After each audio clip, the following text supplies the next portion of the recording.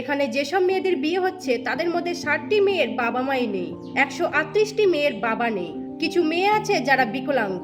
এরকম অনাথ অসহায় 300টি মেয়ের বিয়ে দিয়েছেন বাগেশ্বর ধাম।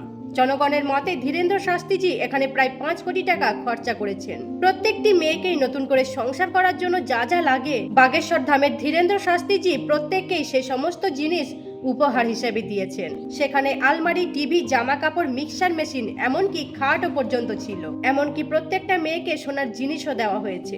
প্রত্যেকটা মেয়েকে 30,000 টাকা করে ফিক্সড ডিপোজিট করে দেওয়া হয়েছে।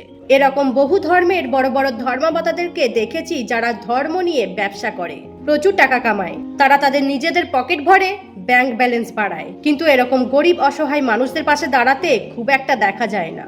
বাগেশ্বর ধামের ধীরেন্দ্র শাস্ত্রীজি একটি ক্যান্সার হসপিটালও করেছে, যেখানে সব ধর্মের মানুষদেরকে বিনা পয়সায় চিকিৎসা দেওয়া হবে। তিনি এরকম অসহায় মেয়েদের জন্য বহু বছর ধরে বিয়ের ব্যবস্থা করে আসছেন, আজও করছেন। আমাদের ধারণা তিনি আগেও করবেন। আমি সত্যি এই কাজের জন্য মন থেকে ওনাকে স্যালিউট জানাই।